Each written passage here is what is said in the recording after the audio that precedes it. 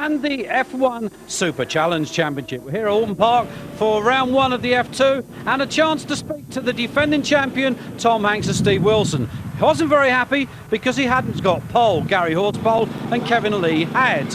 No, I'm a bit disappointed really, but I felt that it was going to be awkward. I was out there, I had a few problems. I had an oil leak, caused me a problem. I had trouble changing gear. A few things that we can put these things right in time for the race. Hopefully I can sort it all out in the first couple of corners. And we now spoke to pole sitter Gary Horspoll. Delighted to be on the front row of the grid. I like Alton Park. The weather's a little bit iffy, but Rob was going very well this morning. Hopefully we'll be able to keep with him in the race. But he's taking you a couple of seconds slower than he usually does. What do you put that down to? Well, there was a bit of a snow flurry when we first went out this morning, so that dented the confidence a bit. And it's like you say, it's the first time out this season on the bike. So to get on a lap record pace is asking something. Well, it was cold out there, and another pairing that were complaining about the cold was the Express tyres mounted Rob Fisher and Rick Long. Well, it was a bit cold out there actually, but we had some good tyres on. We've been experimenting with tyres towards the back end of last season, and things have gone really well, so we're pleased. 1:44, Rick, is that the quickest you've gone round here so far? Certainly is, yeah. So do you think you'll be able to keep that up during the whole of the race? Hope so. I don't know, the qualifying's one thing, but the race is another, as you know yourself, so it's all down to the start. Get a good start, we might be up there at the finish. We'll wait and see. So there's the circuit here at Alton Park. They got the start and finish down in the Cascades, around the top end of the circuit, Falstons, down Knickerbrook, up towards Druids Corners, back around Lodge Corner and back to where they are now, which is the start. The lights have gone green. Here we go then, the first F2 race of the 98 season gets underway, and Gary Horspoll on the number 6 outfit looks to have got the whole shot. Or has he? No, that's Steve Norbury. With Andy Smith in the chair, it's Norbury. Fisher's behind him in second place with Rick Long in the sidecar as they go down past the lake. It really is a good start to the season for Steve Norbury. But as they come over the hill for the first time, this time the lead has changed because it's Rob Fisher. Norbury back to second, then it's Horspoll in third. We're looking for Hanks. Tom Hanks, the defending champion, well, he's there at about fifth at the moment as they go up towards the top end of the circuit, and they'll come round again to start another lap. And here they come. It is Fisher and Long on the Baker Express machine going through. They've already beginning to stretch that lead. Norbury back in second, and there's Hanks. He's back in fourth, and he's challenging the number 6 outfit of Horspoll and Lee.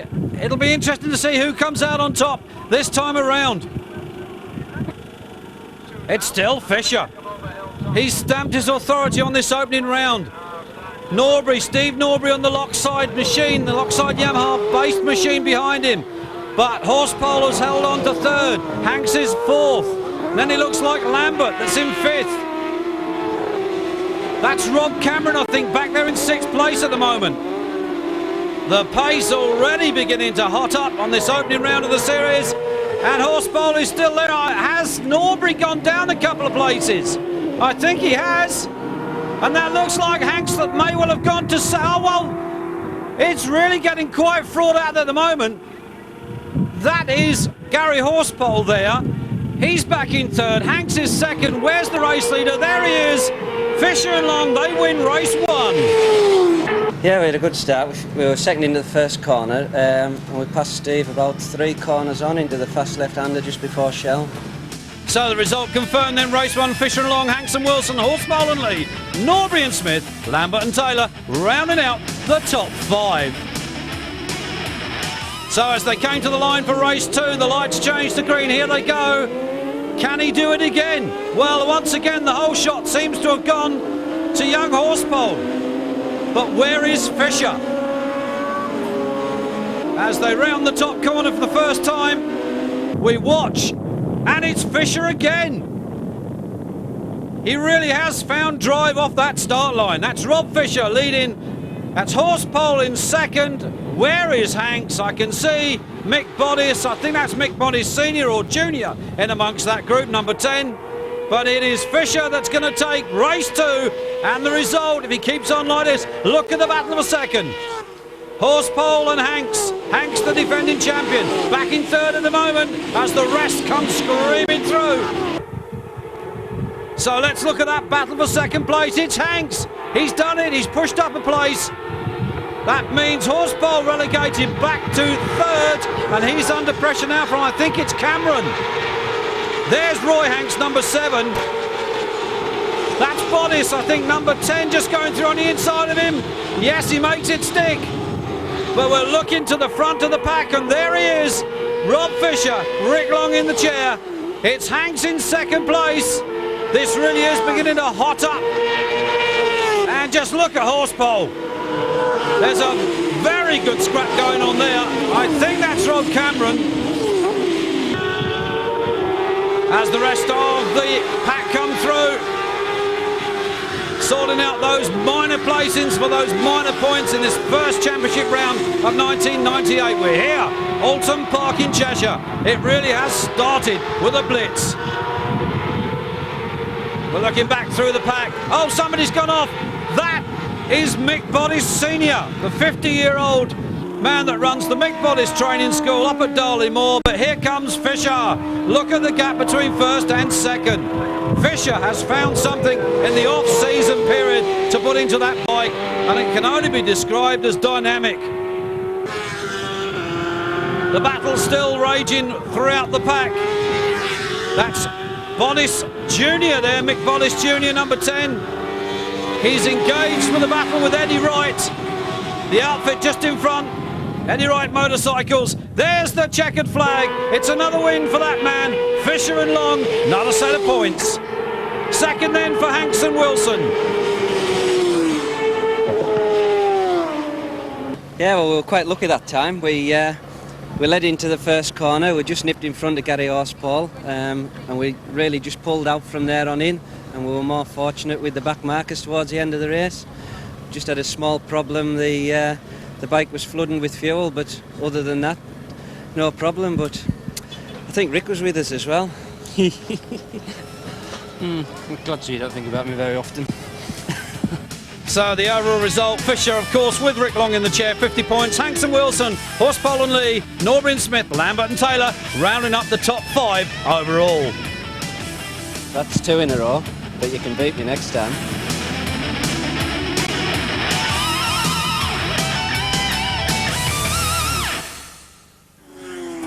So we're here at Cadwell Park for round 1 and 2 of this UK Sidecar Super Challenge. It was Rob Fisher, the winner of the first Formula 2 round here on a Formula 1 outfit, that took the pole.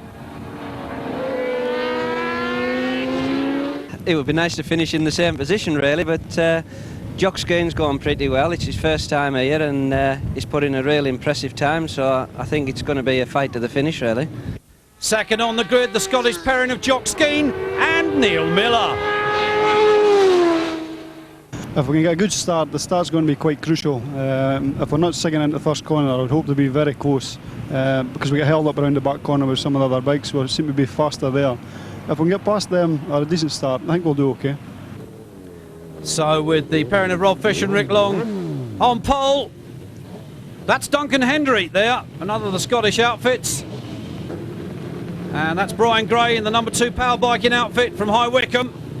There's Skeen, Miller there behind him. Hendry on the other side in the number 5 outfit. Well, Fisher's got a problem. After the warm-up lap, he developed an ignition problem, was going to have to start from pit lane. The pole sitter was out. So here they go then. Race 1 of this 98 season for the Formula 1 outfit. And it's Hendry that's got the whole shot. Hendry gets the drop on the rest. Skeen, I think, was back there in about 3rd. Now, where is Fisher? What a terrible start for the pole sitter, but it's Duncan Hendry that is in the lead on this one with Neil Mackenzie in the chair. That's Skeen back there in 2nd place with Neil Miller in the chair. So it already is beginning to hot up. So they come round for the first time, and Skeen's gone for the lead. Jock Skeen, he takes the lead, number 3 on the outfit, this 1100cc Suzuki powered outfit with Duncan Hendry right up there behind him. So the 2 Scots at the moment leading the rest of the field round on lap 1. This is Cadwell Park. It's Skeen. Hendry looking back behind him. That looks like number 12 just going through. I think that's the Holden pairing. No, it's not. It's Paul Smart. It's the two Smart boys. And we're on board now with Brian Gray. Brian Gray motorcycles, you see in the corners, they come through the twisty part of the track. And we lost somebody. We've just glimpsed somebody going off the track. I think that's the two Smart boys, Paul Smart and his brother. They've gone off. Not quite sure who that is in front. I think that could be Phillips and Pocklington just in front. But this is Brian Gray. We're looking back up the field at the moment. 1:17 it is. That is Paul Phillips and Clint Pocklington from Skegness. And they have got Brian Gray, Gary Pointer stuck right up behind them. Here we go. Race leader, Skeen. Second, it's Hendry. Looking back for third. We've lost the Smart pairing. And the news is that they're okay. Now that looks like number 16. And indeed it is. That'll be Dave Holden. He's the driver. And look at Fisher coming through. We're back on board once again. And that was, you just saw the move. Fisher went through on the inside at the end of the straight. We're on board once again with Brian Gray. That's Rob Fisher and Rick Long directly in front. And they're going for another one. I think that's Phillips and Pocklington that just passed. And indeed, I think, yeah, was it number 16? Was he Holden? They just went past. Well, the action here, Brian Gray almost parked himself in the back of Dave Holden. There's Fisher going through. We're looking back behind him.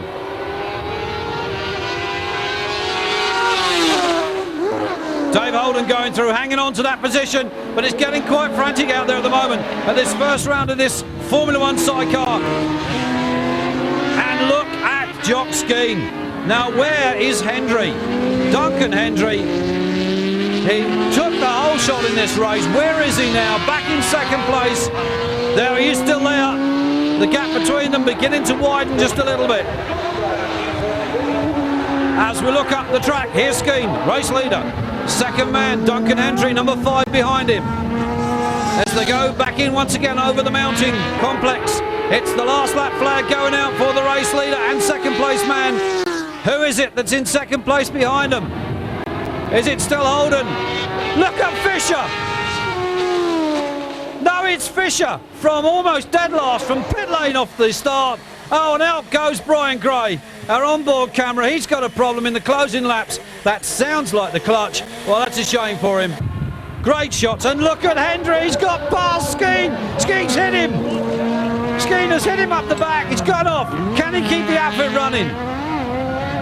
This is going to give Fisher second, possibly. Can he keep it running? Look at Miller, pushing for all his worth. Smoke coming off the tyres. They would have damaged that outfit. Lost a couple of places. Look at that smoke off the grass. They were burning. Those tyres were so hot. Here's Duncan Hendry. He takes first blood in 1998. What a race. Stamping his authority all over this UK sidecar super challenge.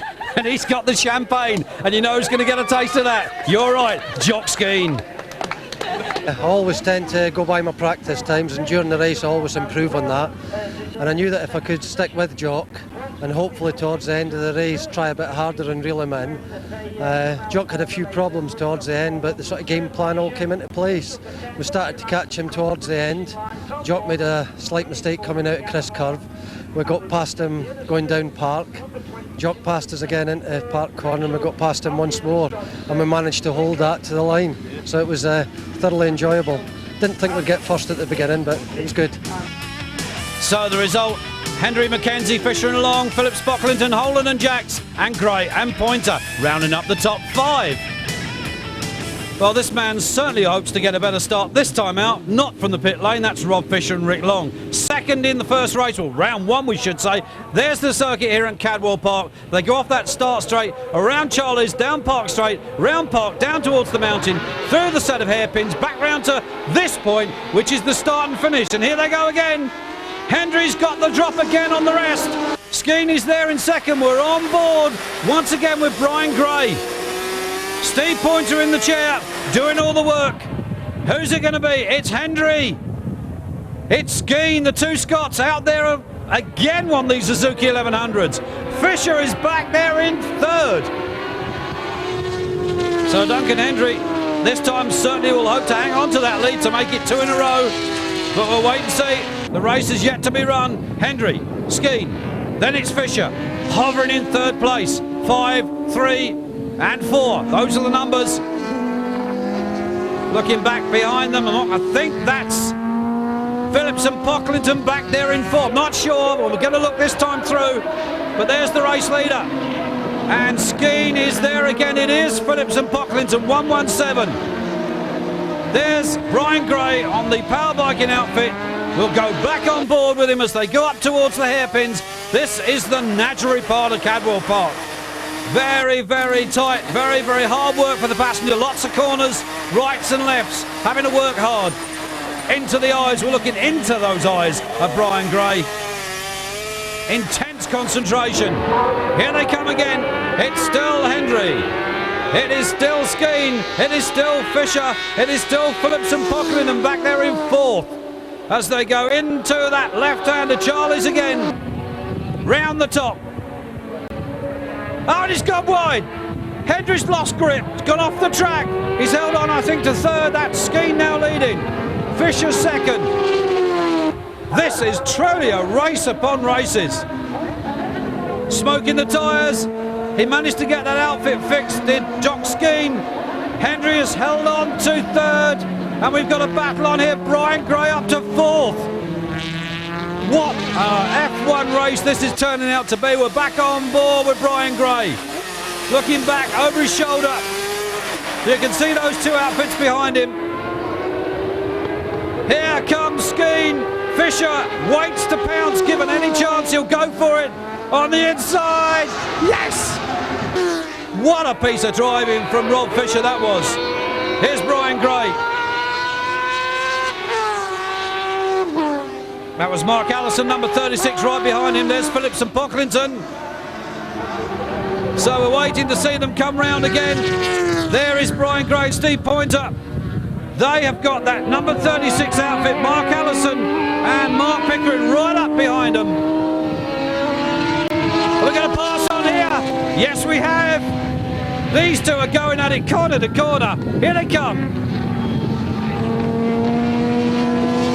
So it's Allison at the moment from Gray. The two drivers going corner to corner. Gear change to gear change. The leader's gone through. It's Fisher. Fisher leads. This is that scrap.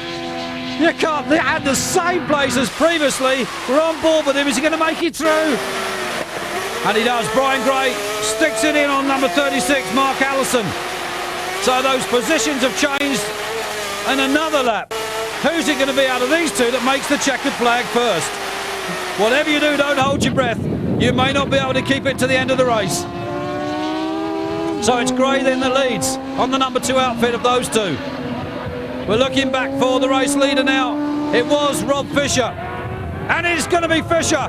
He's going to take the checkered flag. Skeen's going to finish second. What a race. Duncan Hendry still out there somewhere, but here's the second round winner. So we've got 2 rounds already gone. Rob Fisher leads the series going into round 3. Great bit of driving from him. And Hendry got off to a great start, and we followed Duncan around for a couple of laps, and then he went off onto the grass, and then I followed Jock for a while, and some very impressive driving out of Jock, and then just nipped him nicely going up Coppice and pulled about 6 seconds on him after that, so we're okay. Went all right in the race, but it was a bit of a mad panic to get the bike going for the race. We damaged quite a few parts when we ran up the back end of Duncan Henry's bike just in the last lap, which was caused by my own fault. I couldn't get my gears and missed my brake pedal, hence the reason couldn't stop. Then we burnt out the clutch, but yeah, we enjoyed that second race, it was good. So the second result then, the second round, Fisher and Long from Skeen and Miller, Hendry and Mackenzie, Gray and Pointer, Allison and Pickering rounding up the top 5. This puts Fisher and Long in the lead of the championship with Mackenzie second, then Phillips and Pocklington, Gray and Pointer and Krause and Preston rounding up the top 5.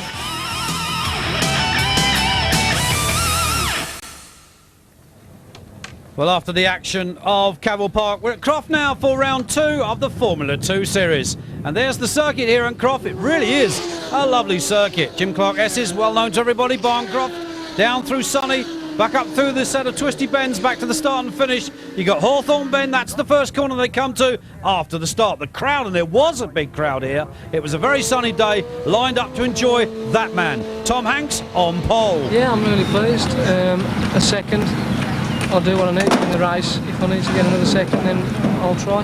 But as long as I'm in front, that's all that matters to me, really. Well, Tom Hanks full of confidence as the lights change to green. Here we go. First race, round 2 here. This Formula 2 ACU Road Race Series, this sidecar series gets underway. And it looks to me like Tom Hanks has already gone to the front. Now that is Greg Lambert, I think, back in second place. We've got onboard cameras here today with 2 outfits. Greg Lambert, which you see now in second, and Gary Gatt, who's a little bit further back. So number 12 going through. Mick Boddice Jr. and we're on board with Lambert. This is Greg Lambert. And already he's dropped a place. I'm not sure who that is that he dropped it to, but just look at this. Here comes Hanks. We're looking back behind him, and he's that. Rob Cameron behind him, I think it is, and the Team TB outfit. So Cameron goes to second. Lambert third. That's Norbury fourth. Then it's Horsepole. Then it's Fisher. There's Gary Gatt, and we're on board with him now as he comes around the bottom end of the circuit onto the start and finish straight to start lap 2. So Gary Gatt with Richard Gatt, the driver of the outfit. So Cameron second. Looking back for third. Hanks leads. Here he is. Cameron second. Randall in the chair. Then it's Lambert. Then it's Norbury. And then it's Horsepole. And then it's Fisher. Rob Fisher not having it all his own way here as he did at the previous round. Whoa, we're all over the place with young Lambert. He's climbing all over Paul Randall and Rob Cameron at the moment. Gotta get my breath back here. The racing's so exciting. Croft, what a fabulous circuit this is. We've been given such a welcome here with our cameras. It's getting a bit fraught further down the field. I think that's number 26 just going through there, leading that group. That's Fenton and Bradley. Mick Boddice Jr., Ian Simmons were amongst that group of outfits. But it really is pressure corner to corner. 36 going through there. That's, of course, Ibbotson and Birdstall. We're on board once again with Richard and Gary Gatt. Oh, Cameron's gone out. That, I think, is a brake problem. That's poor Randall looking at the back of the outfit, but we're back at the front. There's Fisher, number 5. He's got Lambert behind him. Then it's Gary Horsepole with Kevin Lee in the chair. And this race is certainly not over yet. Look at Lambert fending off the attentions of Horsepole, Gary Horsepole. And he's trying always to get past him. We're on board with Lambert now. And he's gone through. Oh, Lambert spun it. What a precarious place to do that. He's right in front of the oncoming outfits. That's like going the wrong way down the M1. Well, he's kept it running, but I think he's got a clutch or a gearbox problem there because he doesn't seem to be able to get it into gear. That's going to put him out. Fisher's gone. Fisher's gone out. So, oh dear. 23 there. He moves over for Gary Horsepole. Gary Gatt's going out. Well, they say put an onboard camera on your outfit and that's got to be bad luck. It's not true. Commentators' curse, they say, is also the same, but Richard and Gary Gatt, they're certainly out of this race. To turn the motor off, it all goes quiet. Here's the man then at the front, number 1, defending champ Tom Hanks. He's going to take the checkered, and he does. What a race. Lambert back there in third, Horsepole in second. And we spoke to the man that went out earlier on, Rob Fisher. Yeah, well, the next round's in about 10 minutes' time, which unfortunately I won't be in. And then we will miss the next round at Cadwell Park because it's only a week before the TT, and for our team the TT is a major thing, so we don't want any mishaps. So the result then, Hanks and Wilson, Horsepole, Lee, Norbury, Smith, Schofield, Beckworth and Bell and Carpenter rounding up the top 5. Well, as race 2 came down onto the line, there was no mistaking the man that was on course to take another win, and that was, of course, Tom Hanks. And this indeed was to elevate Tom Hanks and Steve Wilson to the top of the championship. Yeah, brilliant. Good start to the season. This is what we needed, I think. Chuffed over the moon. I can see you by the look on your face, Steve, you're feeling pretty chuffed about that as well. I am, yeah. I mean, it's my birthday today. It's a good 2 wins. Very happy. I was a bit at the start of the race. Rob Cameron came past. I thought, oh, dear me, what's happening here? We had a new tyre on and got our heads down and away we went. So our birthday boy, Hankson Wilson, 50 points, Horse Poland Lee, Norbury and Smith, Schofield, Beckworth, Bell and Carmenter, rounding out the top 5 overall after 2 races. So here we are back at Cadwell Park for rounds 3 and 4 of this UK Super Sidecar Challenge. And there's the circuit, Cadwell Park, off the start, into Charlie's, down Park Straight, up Park, back around the top, down to the mountain, through the hairpin, into Barn. That's almost a complete lap. And there is the man that was quickest in qualification, Jock Skeen. Yeah, I'm delighted. We didn't think after the qualifying period that we were going to get pole. We were not on the pace. We didn't feel we were on the pace we were on the last time, but yeah, quite delighted to be on pole. Well, the 17 of the top UK crews, the Formula 1 UK crews here. There's the Royal Mail pairing of Ian Guy and Gary Partridge. As we waited for the lights to change, the young Hegarty pairing from Folkestone were also on the front row of the grid. That's Sean and Mark. But it looks like Skeen and, whoa, the Royal Mail outfit's got a terrible start. Very slow. They're carrying our onboard camera. And here they come. It's Hendry then that leads. Skeen second. The 2 Hegartys back there in third. This is frantic, but a terrible, terrible start for the Royal Mail outfit. So here they come. Back in around 4th place. I think that was number 6, Tony Williams. But here comes Hendry. Skeen behind him. Then it's the Hegartys. Then it's Williams. Then that looks like number 36 going through. That'll be Mark Allison and Mark Pickering from Northallerton on the Jacob Suzuki. We're on board with the Royal Mail outfit and they've got problems. Well, Gary Partridge holds his hand up as if to say, what can we do? Well, lads, I suggest you get out and push. It might go a little faster. Look at the battle at the front and the red flag has gone out. We've got an accident. I think that's Scotland's Alistair Hodge and James McLean. We're back on the start. We'll try it again. And let's hope this time the Royal Mail outfit of Ian Guy and Gary Partridge, I was going to say get a better start, but they've had a worse one by the looks of things.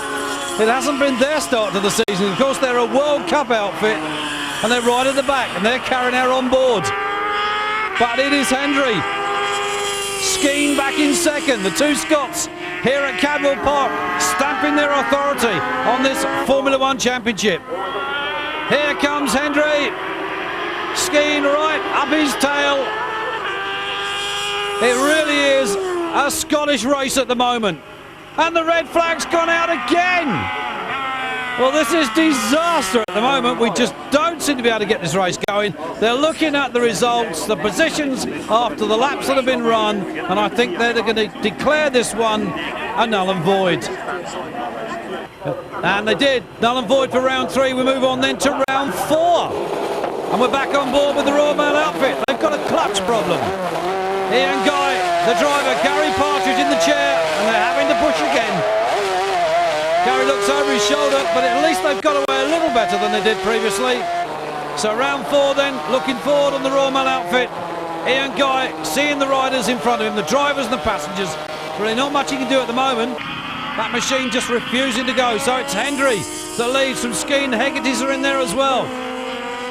There's the 26 outfit of Ian Guy and Gary Partridge. But it's the 2 Scots with the 2 boys from Folkestone, Sean and Mark Hegarty, back there in 3rd. Then number 36, he's back there in 4th, Mark Allison and Mark Pickering. There's the Royal Mail outfit, Gary Partridge and Ian Guy, the driver. We're on board as we go into the wooded area up towards the hairpins, out of mountain where they've just come.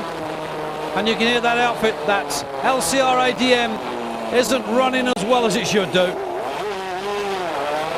You can hear that clutch. It isn't really snatching as tight as it should do. They've got a lot of slip there, but the Hegarty's 33 back there in 3rd place. These 2 boys, relatively new to Formula 1 sidecar racing. And Ian Guy, he is now on the back door at 36, Allison and Pickering. So he's starting to find some power from somewhere. Maybe that clutch is starting to heat up just a little bit. It's getting him a bit more grip, I don't know. But certainly they're beginning to pick up their pace. Poor start to the season. They missed round 1 and 2 with their outfit wasn't ready in time. They're here for round 3 and 4. Well, round 3 has been a disaster, as we've seen. This is round 4. And it is Duncan Hendry that takes the checkered flag yet again. Looking back for second, it'll be Jock Skeen, fellow Scot. It was a thoroughly enjoyable race. Added on to our race at Cadwell Park earlier in the season. I say we come back here the second time. It's a thoroughly enjoyable race. I don't know what you all see in the cameras, but we swapped places, we reckon, probably about 10 times. 10 times or not, Duncan, he still took the overall. Skinner Miller second, Hegarty and Hegarty, Alison Pickering and Guy and Partridge rounding up the top 5.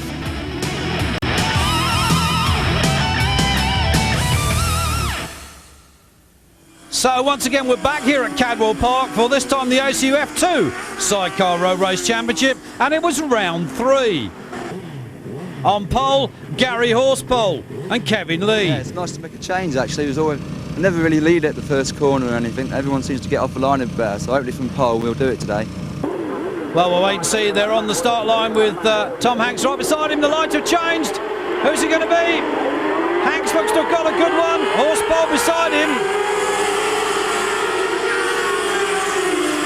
That number 3 outfit just going through is Alan Schofield and Jake Beckworth. But it's Horsepole and Lee that lead. Hanks is back there about 4th. He's had a terrible start.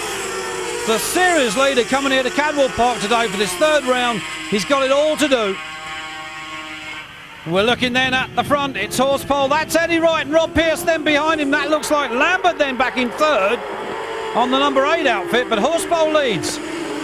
It is Lambert that's back there in 3rd. He's got Hanks behind him, and there Mick Boddice Jr. number 50, and absolutely no relation to his age, so he tells me. Mick Boddice Sr. of course runs that Mick Boddice training school at Darley Moor, don't forget that. But here comes the race leader. Second place, it's Eddie Wright. Then it's Lambert. Then it's Hanks. Those are the top 4. Beckworth and Schofield are back there in about 5th. So it's not all over yet. Number 6 then still leads Gary Horsepole. Kevin Lee in the chair on that Shelbourne outfit from Sleaford. And Beckworth and Schofield have gone up to 2nd. Where did they come from? That's 16, that's Mick Boddice Jr. And who is it that leads? It is still Gary Horsepole. Alan Schofield, Jake Beckworth in 2nd. Then it's Eddie Wright 3rd. Lambert's 4th. Hanks is back there in 5th and being caught, I think now, by Boddice Jr. It is really getting quite frantic out there. There's the race leader. There's 2nd, 3rd and 4th, and there's over a wafer between them. Over the top they go again. Let's see who it is that's going to emerge out of that set of S's. Well, there's Alan Schofield, Jake Beckworth, and the positions haven't changed. Or they have. Let's look as they come around towards the mountain. It really is starting to hot up. So 1st and 2nd, no change at the moment in this 3rd round of this F2 series. There is Eddie Wright, there's Lambert. No, there's Eddie Wright. So that has to be Hanks then, that's gone through. It is Hanks, number 1 on the nose cone of that unit. Hanks has gone up then. Eddie Wright's dropped back a place, number 22. He's got Lambert in front of him. And the rest can just scrap for the minor points now. Mick Boddice Sr. here, number 50, comes round to complete almost another lap. So we're looking for the race leader. There he is, Gary Horsepole. We're looking back for 2nd. It's still Schofield and Beckworth. And they're now under pressure from series leader Tom Hanks and Steve Wilson. And they're going for a pass on the inside. Have they made it stick? Yes. So that puts Hanks now up into 2nd place. Oh, a big slide on the back end of the unit then. Having to hang on as they come through the tight sections here in the wooded area. So the battle now is on at the front. Gary Horsepole has got Hanks now in touch and right behind him as they go into the final laps here of this first race from round 3. Here they come. Is Hanksy going to have a go on the inside? He looked at it that time. Horsepole kept the power on as they go up over into the mountain, past the clubhouse. Here they come. It's going to be Gary Horsepole taking the checkered. Yes, Tom Hanks finishing second. What a race. What a result. So Hanks confirmed a second, Horsepole on lead then first. Lambert and Ross finishing third, Wright and Pierce fourth, Bottas Jr. and Ian Simmons finishing fifth.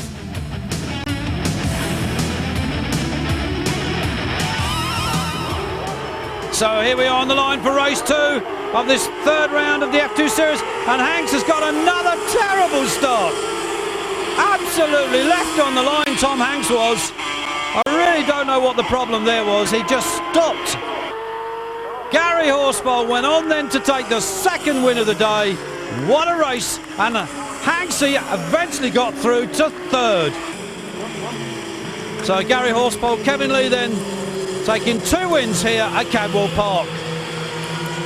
Yeah, it's excellent that. We had a really good start. It was out for ages on the line with the red light, and when it went to green we made a good start, good drive, and it just drove away. I was pleased.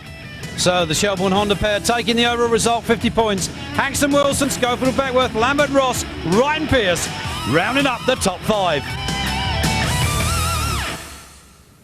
Welcome then to Mallory Park for this round 5 of the ACU F2 Sidecar Road Race Championship. We missed round 4 at Snetterton, however here today at Mallory Park we had a chance to talk to the top runners. First of all, the pole sitter, then the winner. Yeah, went really well. Qualifying, we had a bit of a problem with it blowing water out, and we had a guy with a pit board and didn't think we'd qualified very well, but what he was doing was adding a second every lap without us knowing. So we actually qualified pole without knowing. We didn't think we got a very good time, but he was putting a second on all the time to make us try harder. So it went well. Clearly a happy couple indeed. We spoke to the man from Snetterton, and where did he finish? First. We won both races, but the first one was a close one.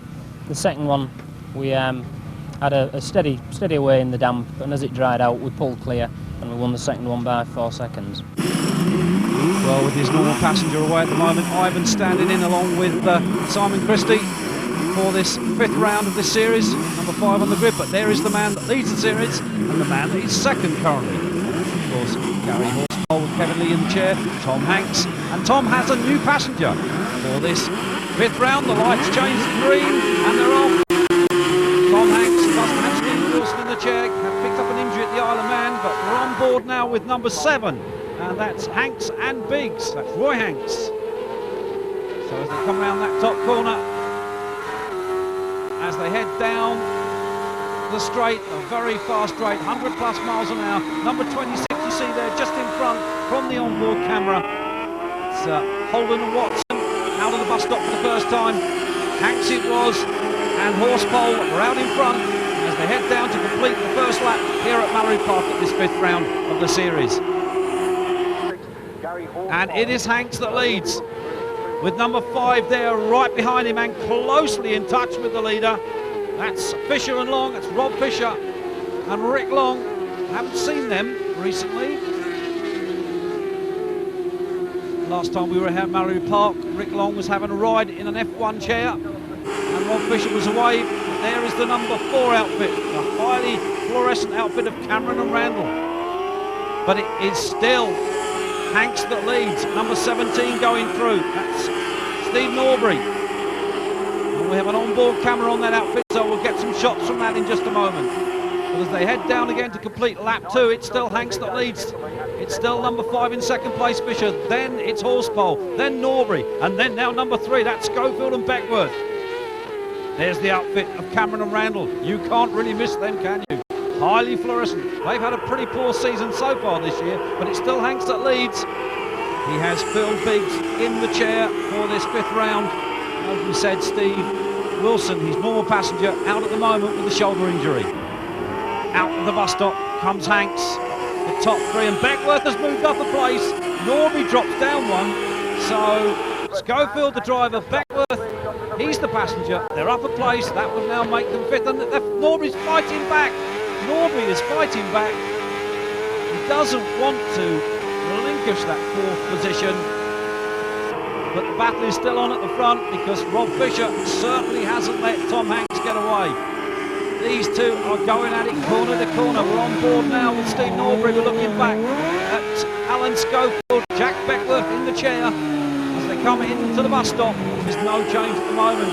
Fourth and fifth, those two are still scrapping corner to corner. Are they going to find a way past? Is Alan Schofield going to nip in the side of Steve Norbury before much longer? Second place has changed. Gary Horsepole, Kevin Lee in the chair. They pushed past Rob Fisher and Rick Long. They're up to second. And now after the race leader, Tom Hanks and Phil Biggs. There's Hanksy. Oh, big slide on there. The sidecar outfits are travelling over 100 miles an hour. But this battle for fourth place is still raging. Alan Schofield looking for a way on the inside. The front three positions haven't changed, but has fourth? No, because Steve Norbury hangs on to it. Number 17 keeping number 3 behind him. Someone's out, number 36 on the side of the circuit. He's out, that's Ibbotson and Thomas. Well, it must be a mechanical failure of some kind. We're looking back for that battle for fourth, and there it still is. No change as yet. They still don't really know, and I think we've lost Fisher. I didn't see Rob Fisher going through then, so that would now be the battle for third place. There they are. Now what happened to Rod Fisher? We're looking back along whether he spun off, or he's had a mechanical problem. There's number 7 again going through, Roy Hanks, and we're on board with Roy as they come into the right-hander. This is the hairpin. Looks like they've got number 10 there directly in front. That would be Mick Boddice Jr. with Ian Simmons in the chair. Is he going to have a go here? Lines him up on the inside. Oh, Hank goes up. Horsepole's gone out. Oh, well, what's Hanks doing? Hanks is pulling up alongside him. I'm sure he's not going to ask him what the problem is. Or have they both got a problem? This is incredible. That would put Steve Norbury now into the lead. Hanks has kept going. Norbury's still pulling out. Lee has got his hand up to tell everybody else they've got a problem. But we've got Beckworth. And Schofield, Alan Schofield with Jack Beckworth in the chair. They've now taken the lead. That puts Steve Norbury back to second. This is incredible stuff here at Mallory Park. Number 23 flashing through our picture there. That was Kimberley and Castle, 23 I should say. There's number 4. They've got a problem as well. Cameron and Randall look to have a problem there. They seem to be slowing up. But here is now the new battle for the lead. Steve Norbury, number 17. Young Smith in the chair. Can they wrestle that first place from Alan Schofield and Jack Beckworth? This is going to be a nail-biting finish. Mallory Park has seen no finer form of sidecar racing that you've witnessed here today. Now we're looking back behind them. Now up into third, and there goes number 7. So that's Roy Hanks and Roy Biggs in the chair. There they are. And they've now got number 10 right on their tail. They passed them at last. And that's Mick Boddice Jr. with Ian Simmons.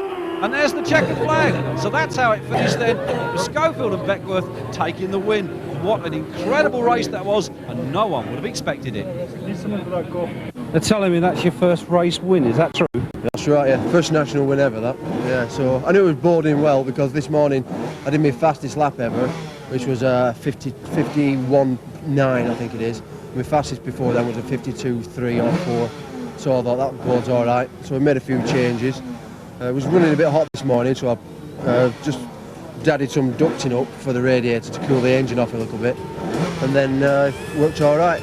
So Schofield and Beckworth taking the overall, with Norbury and Smith second, Hanks and Biggs third, Hanks and Biggs fourth, Boddice Jr. and Simmons rounding out the top 5. Welcome then first to Knockhill Raceway in Scotland for what was to be round 4 and 5 of the F1 Sidecar Series, including a round of the Formula 2 Series as well. Well, as you can see, weather conditions were not good. Heavy rain fell early in the morning, leaving the circuit here covered in puddles of water, making any possible chance of racing in doubt. Such a great shame, as people who had travelled many miles to race on this superbly laid out track.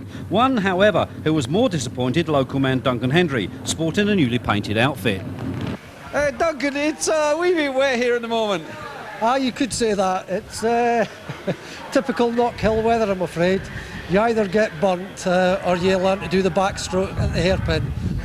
It looks very much like they're going to cancel the event today, which is a shame because you've got your newly painted outfit. I'm a bit disappointed. I'm a bit, yeah. Just to lose any meeting's disappointing. If they'd waited another week, though, would have had the windscreen wipers fitted and would have been all right. Around midday, the decision was made to abandon the event.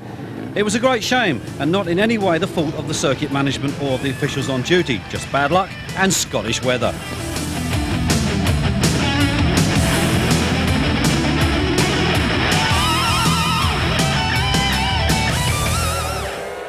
So welcome to round 7 here of this F2 series at Liddon Hill. On pole, the local man Rob Cameron and Paul Randall, but in second it was the series leader, Tom Hanks.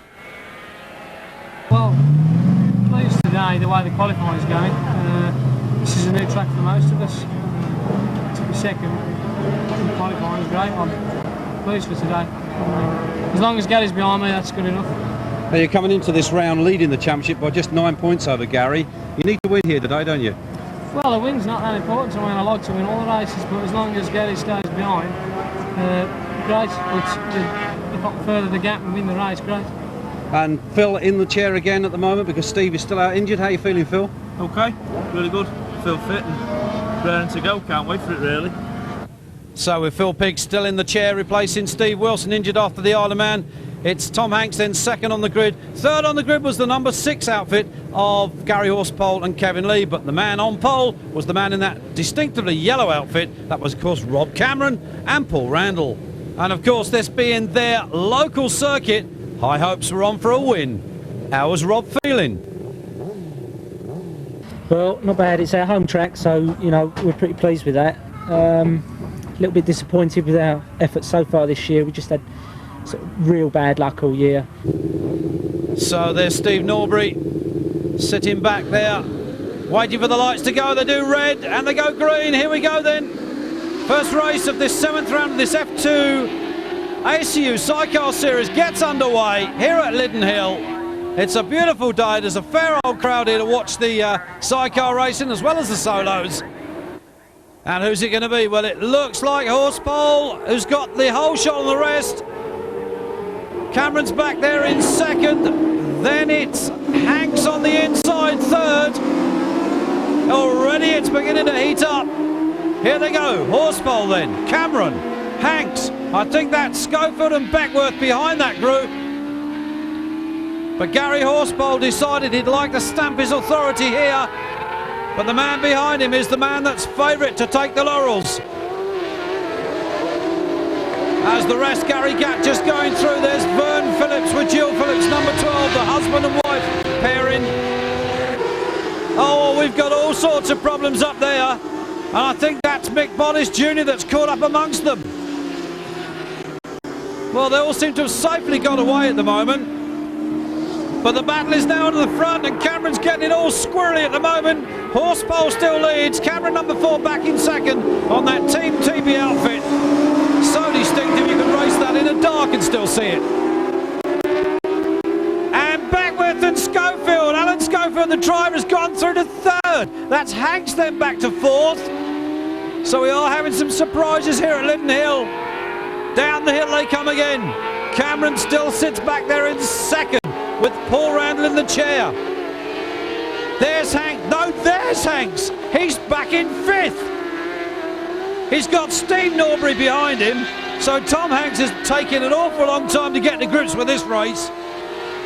It's Gary Horsepole that leads, Rob Cameron second, Alan Schofield third, and here they come again. I think that's could well be Eddie Wright that's back there in around 4th. We'll check it this time through. It may even be Roy Hanks. So round the top they go again. They drop down towards the right hand before the finish after this. It is still Gary Horsepole from Sleaford on the Honda that leads. Rob Cameron second. Schofield, and that it is Roy Hanks that's there. He's got Tom behind him, which is quite unusual. Then it's Steve Norbury and Andy Smith behind that group. Very small circuit here at Liddon Hill. Do a lot of rallycross in here, they do, so pretty well known for that. Not so much for sidecar racing, but it's nice to be here nevertheless. But the battle is on at the front. Gary Horsepole, Kevin Lee working his head off in that chair. They're beginning to pick up the back markers already.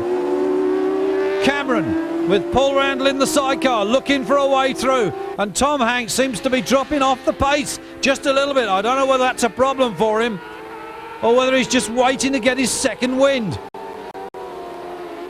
Alan Schofield, Jake Beckworth back there in third. That back marker beginning to hold up fourth, fifth and sixth. Sixth is Steve Norbury. It's still Horsepole leading. Still Cameron in second. And Cameron, I think, has now decided it's time to make a move. Here he comes. He closes in just a little bit. The Hartgate Honda-powered outfit. Engines supplied by Hartgates and Mitcham. They've supported him throughout the year, along with his team sponsor, Team TB. But the scrap really is beginning to open up for third, fourth and fifth. This is the race for the lead. There's third, that's Schofield. Tom Hanks has gone through to fourth. Norbury up to fifth. And Roy Hanks down to sixth now. So we've had a swapping around the places. Where's Cameron? Where's he gone? And the answer is there. Through on the outside. Cameron's gone into the lead. We expected it to happen before much longer. And Hanks goes through to third. Schofield down to fourth. What a race this is boiling up to be. So Rob Cameron and Paul Randall have now, at last, stamped their authority. Tom Hanks back in third. He'll want to catch those two in front if he's any chance of narrowing that points gap, or even extend it a little further. But these are the boys on tune at the moment. The highly fluorescent pairing of Rob Cameron and Paul Randall. This their local circuit, well, so to speak, their local circuit, one that they're certainly at the moment excelling on. They lead. This is round 7, race 1 of this ACU 1998 F2 Sidecar Road Race Series. Now, where is Hanks? The answer is third at the moment. He's still got Horsepole in front of him in second. Hanks is going to have to get past Horsepole if he wants to catch this man, Rob Cameron. And here he comes. Schofield back there, then it's Norbury, then it's Roy Hanks, number 7. So the sparks, I suspect, are going to start to fly quite soon for second place, because Tom Hanks needs to catch that man. He needs to finish in front of that number 6 outfit of Gary Horsepole. And he's done it, he's through. Hanks has found a way past Horsepole, he's now second. Jill Phillips and Vern Phillips, they move over, they let the leader come through safely. Now what can Hanks do in the closing stages of this first race here at Liddon Hill?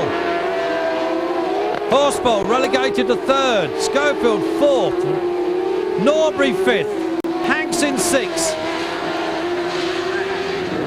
It really is beginning to hot up out there, and he's right with him.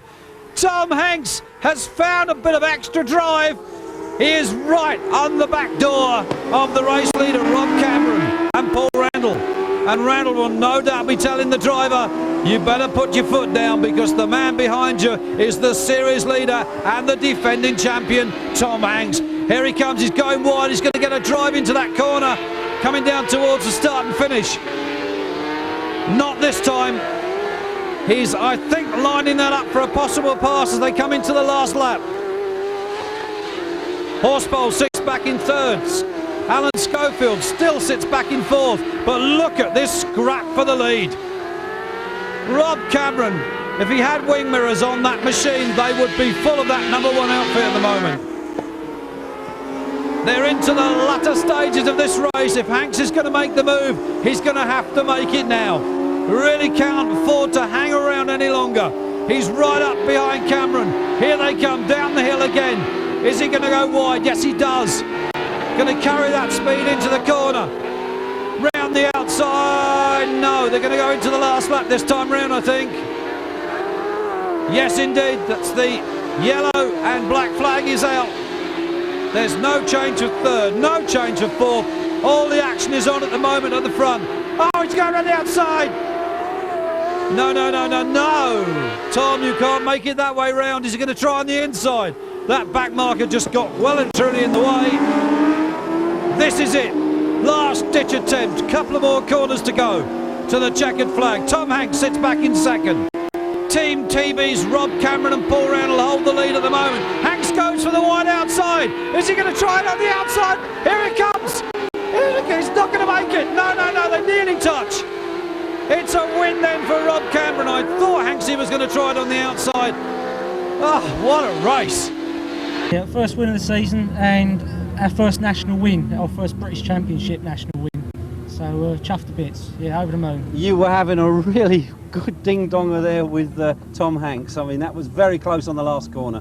Yeah, I was getting some signals from Paul, get your finger out, you know, so I knew someone was close and I just kept having a look round. The only place I could was at the hairpin and see a flash of orange, so I knew exactly who that was. Well, we're now told that as you've won your first British national round, we understand you're due for a haircut. Is that right, Paul? Yeah, so for the camera, this is the last time you're going to see me looking like this. I shall be bald at the end of the day. Is it only you, or has Rob got the treatment as well? Yeah, no, I'm halfway there already. So. Yeah, no, we said it 3 years ago. 3 years ago that the first national that we win, British Championship, we were going to shave our heads. Only at the time it wasn't a realistic prospect, but unfortunately they've kept us to it, so today it's got to come off. Our sponsor isn't here and he's got to have his done and all, so look out, T. Yeah, we're coming to get you, T. I think I can understand why their sponsor's taking a short holiday at this point. Well, the spectators were certainly entertained because Cameron and Randall, they won the second race, and it's now time with 2 national wins to get your hair cut. Bernadette Stewart there with the clippers, and Paul Randall about to become a monk. What are they going to say me at work, eh? I look like a criminal. They're going to say hello, peanut head. Oh, no. No, I haven't actually. You make sure you do a good job. So with those 2 race wins, Cameron and Randall get 50 points. Hanks and Wilson second, Horsebowl Lee third, Schofield Beckworth fourth, and Norbury and Smith rounding up the top 5.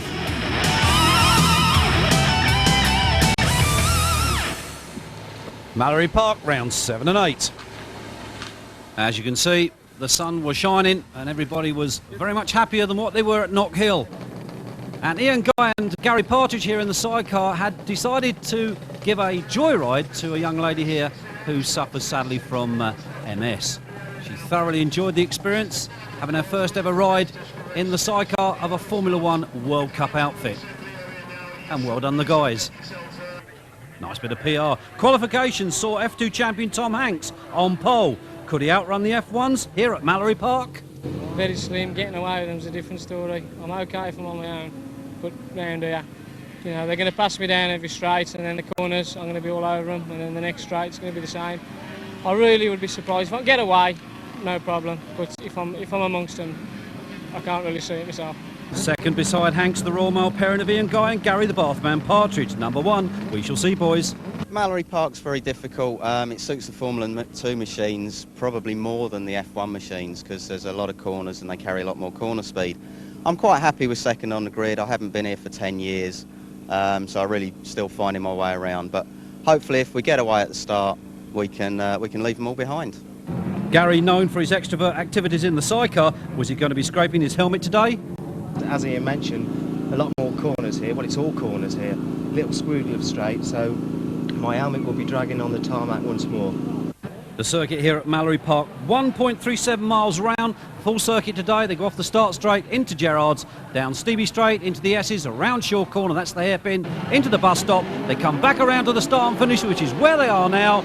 The light goes green and they're off, and that's the Royal Mail outfit of Ian Guy and Gary Partridge. We're on board with them and they've had a terrible start. Down in about 7th at the moment. It'll be interesting to see as they come out of Gerrards who it is that's taken the lead, but Ian Guy, he'll have to do a lot of work to make up on this. We're waiting now to see who it's going to be, and it's Hegarty's, no, it's Skeen and Miller. Third in the championship coming here today. Duncan Hendry leads the series at the moment, but just look at the young Irish lads, the 2 Hegartys in sidecar outfit number 33. They are climbing all over the Scot. Into the hairpin then for the first time. The young Hegarty boys, Sean and Mark, right behind Jock Skeen and Neil Miller. And number 7 there in third place, that's Tony Baker. He's got Rick Long in the chair at this event. Change of passenger, just for the one ride for Rick Long. Normally rides with Rob Fisher as they head off down towards the Mobile Bridge. We're on board once again with the race leader, the Scot, Jock Skeen. And you can hear the wheel spinning as Jock keeps the throttle on. And look at Hegarty, Jock going onto the grass, Hegarty trying to get through on the inside as they head back down towards the S's. Jock holds off the 2 Irish lads. They come from Felixstowe, they're on a Suzuki 1100 and they are really rapid. Into the hairpin then for the second time. Where are the Hegartys? Are we suddenly going to see a sidecar nose come through somewhere? Into the bus stop, out of the bus stop. Jock gets it, a little squirrely coming out there, back in 4th place, that's number 16, that's Dave Holland and Dick Japes from Blackburn. We're on board once again with the Royal Mail outfit of Ian Guy and Gary Partridge in the chair. They're beginning to move up. He's got a terrible start, bogged it down off the start. He was back in about 7th, I think he's up to about 5th or 6th now. So we'll see as they go into Gerrard's, you can hear the outfit spinning that rear wheel. But there's number 1, well that is the current Formula 2 champion. There's number 5 just going through. That's Duncan Hendry, and they've got a problem. Hand goes up, Neil McKenzie in the passenger seat. Got a problem there, he leads the championship, but we're back on board again with Ian Guy with the Royal Mail as they now get up alongside number 117, that's Paul Phillips and Glyn Pocklington from Skegness.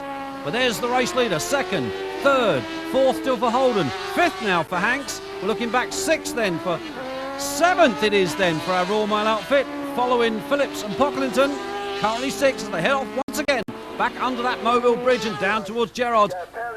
Somebody's going out then earlier on, that's Rob Serrell and Jack Beckworth, that's the Suzuki 1100. It's absolutely motionless at the moment as far as the engine is concerned, so that's obviously a major breakdown of some kind. But we're back at the front, it is still number 3, Jock Skeen. We're looking back behind him and look at this man, current F2 champion, here against the F1s today at Mallory Park, and really is going well. But we're back on board with our Royal Mail pairing. Ian Guy looking for a way through on Paul Phillips and Glyn Pocklington. But those two trying to catch Hanks and Wilson in front on that number 1 F2 outfit.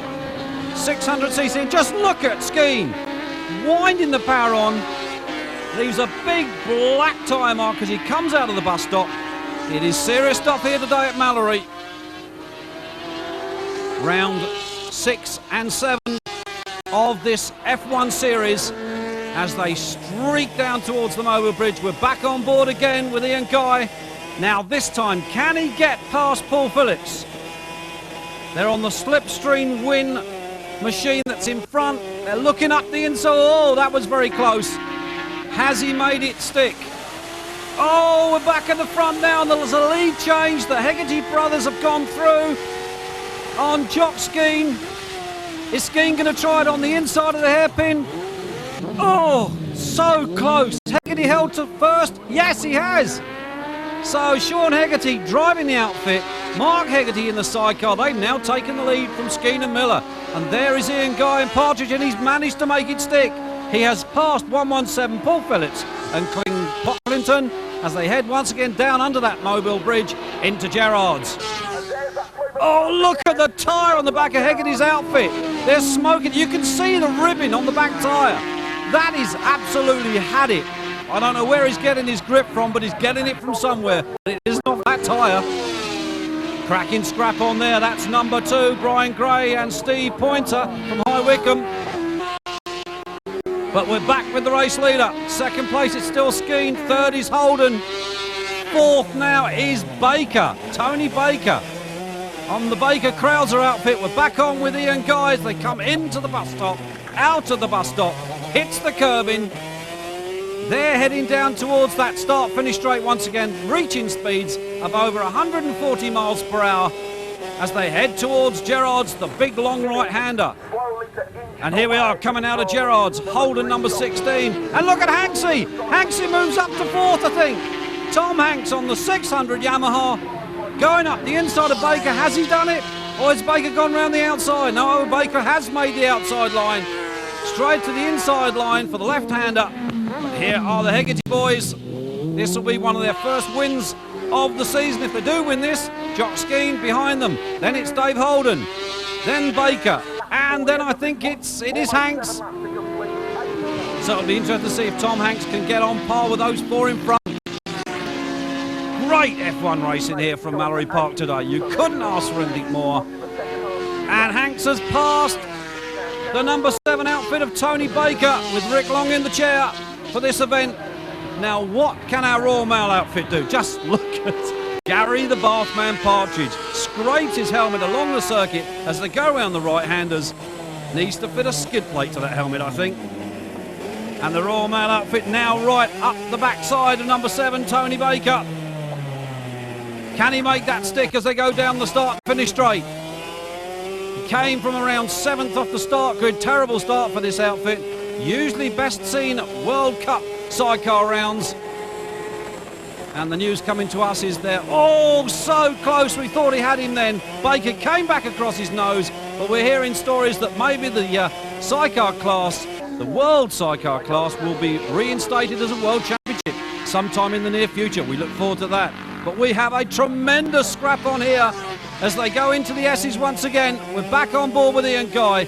Tony Baker there in front of him. Can he get him here going into the hairpin? It's going to be tight. They're all beginning to bunch up now. Tyres are beginning to go off. Ian tries it on the outside, tucks in for the inside. No real chance of overtaking there. The blue flag's out. They're in amongst the back markers. This is where things can go wrong, and so often do, with the slower outfits in front. And Guy goes to the right-hand side as he made it stick. Going into Gerrard's. Oh, he's got a slide on there. He's rescued it. Superb piece of driving there from Ian Guy. That was about 125 miles per hour. Baker has gone back through on the inside. He had that sidecar outfit completely sideways. Yeah, he still managed to save it at that speed. Tremendous bit of driving from young Ian. You couldn't ask for any more. We call him young. He's actually 33 years of age. Works for the Royal Mail. He's a marketing manager with the Royal Mail. And Gary, the Bathman Partridge, he's only 27 years of age. And I won't tell you what he does for a living because it's all in the nickname. We're on board again with them as they come back around Gerrard's. There is Hanks going through. And they're going through. Could this be 4th place for the Royal Mail outfit? Powering down Lakeside into the S's. I think he may well have passed a couple there. He really is beginning to put the power down. This ADM engine, the LCR chassis, the Swiss chassis, really coming into its own here. He said that he hadn't raced here for about 10 years, so he isn't that familiar with the circuit, but he certainly is making up for that bad start. In and out of the bus stop they come. And it's gone! The engine's gone, something's gone, the hand goes up, Ian puts his hand up to tell the riders behind him that he's going to pull over, and you can hear it rev. I would say that's either a clutch or a gearbox problem. And I believe Dave Holden has gone out as well. He's crashed into the bowels. He's going to make the checkered flag. Well, there you go. Well, with Sean and Mark Hegarty taking their first national win, Jock Skeen there, and of course, Hanks and Wilson finishing 2nd, Baker and Long 4th, and Hendry and McKenzie rounding up the top 5 overall.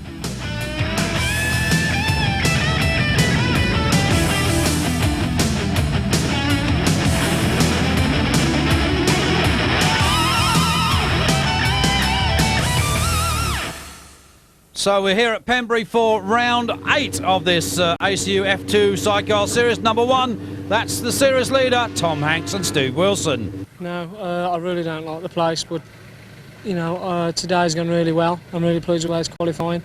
Maybe after today, my opinion on the place will change. I don't think Steve's been here before, have you, Steve? I have, yes. 2 years ago. We didn't do particularly well. But today, it's hot and it's going to be hard. Well, one young man certainly hoping that Tom Hanks doesn't have a good day, and that's this man. Gary Horsepole and Kevin Lee. Yeah, he was here Saturday as well as we was, and he was going very fast on Saturday. He's definitely the person to beat, and he's going very well. But this is not his favourite circuit. No, we've just got to get away with him and just try to keep as much pressure as possible on him and just try to harry him into mistake, hopefully. Well, Kevin, you'll obviously be keeping a watchful eye on what goes on in front if Hanks can get out there in front. And what do you think? It'd be nice to be in front of him. I don't think we can beat him here, to tell you the truth. It's a difficult track for everybody, and it's a very difficult track to overtake on. So I think it's all on the start. And the start gets underway then for this first race here at Pembury in Pembrokeshire, right by the sea. And look at Rob Cameron, stuck behind Steve Norbury at the moment. Oh! Well, Alan Schofield got a little touch up the backside then, I think. So we'll wait and see who it is that emerged, and it's Tom Hanks. He doesn't like it here, but he's leading at the moment. Gary Horsfall behind him second. Then I think it's Schofield and Beckworth back in third. And then I suspect it's Norbury with Cameron and Randall back there behind those two. Now hang on, because there we've lost Hanks. There he is. He's running to the back of Gary Horsepole. Hand up. Steve Wilson's put his hand up. That's going to be damage to the front of the sidecar, I think. Yeah, you can see it. Well, what a way to exit race one. Well, well. And the red flag has gone out. And I'm sure it's not for that incident. So a red flag, a curtailment then of race one. Well, there is Steve Wilson and Tom Hanks with the team. That'll be to making some rapid repairs, ready for race two. Well, they're all on the line trying to decide on what's going to happen. Yeah, it's pretty disastrous, really. I didn't make too bad a start, but the track temperature's really high, and I struggled for about the first lap. Gary got past me. I outbraked myself at the hairpin. I run into him, which has broke my fairing. I lasted about another 5 laps, and the fairing tucked under the wheel, going down the fast section down the straight, and I just lost control. I had no control over it. Luckily, it must have wore through the fiberglass and sprung back up, and I just pulled in. That was it for me. So there's your answer. That's what happened to Tom Hanks. As we wait for them to come back onto the line for the second race, race one was declared null and void for reasons best known to the clerk of the course, I think. And here we go then. So race two gets underway, and Alan Schofield's got a blindingly good start. He shot off that grid and he leads. Horsepole is back there in second, then it's Hanks in third. And let's hope this time at Tom's Hanks he can finish the race. Cameron is back there behind those. Then I think it's Steve Norbury. So we'll wait and see what happens as they come round the bottom end of the circuit for the first time. And it is indeed Alan Schofield with Gary Horsepole second. Then it's Tom Hanks. Then it's Rob Cameron back in fourth. You can't really mistake that outfit from 100 miles away. He could race that in the dark. He could still see where he was going. Here they come then. It's still Schofield and Beckworth leading. Looking a little further down the field as they all come screaming through. Someone's pulled off. That's Vern Phillips and Jill Phillips just going through at the back. But we have and he's in, freeze through. Gary Horsepole takes the lead. There's Roy Hanks, number 7. It really is getting frantic out there now. As we move into the latter stages of this championship, every point counts. We've lost Hanks again. Listen to the outfit, it doesn't sound at all well. That engine is missing. Steve Wilson puts his hand up. Well, what a shame for the pairing of Hanks and Wilson. Not for this man, although Gary Horsepole and Kevin Lee in the chair. It's Beckworth and Schofield, then it's Cameron and Randall, then it's Norbury and Smith, and then it's Hanks and Simmons. So this young man on course, and we've got to change the second place. Rob Cameron's moved up one. Alan Schofield relegated down to third, so the race is certainly not over as yet. There is the number 15 outfit of Vern Phillips and his wife Jill. They may not lead a race, but they're certainly enjoying themselves, and that's what it's all about. Here is the man that leads the race, however. Gary Horsepole from Sleaford. Kevin Lee there in the chair. It's then Rob Cameron and Paul Randall second. Alan Schofield, Jake Beckworth in the chair back there in third. The race is on. Are we going to see any changes before the checkered flag? There's the race leader. He didn't get a score from race one, although he was leading when the red flag went out. He's going to make sure he gets some points from race two. Here comes Steve Norbury. I think he's having a good little scrap there with Roy Hanks. He is. There's number 7, Roy Hanks, going down a place. So Norbury and Smith go up a place. Let's go back to the front, take a look at, see what's going on.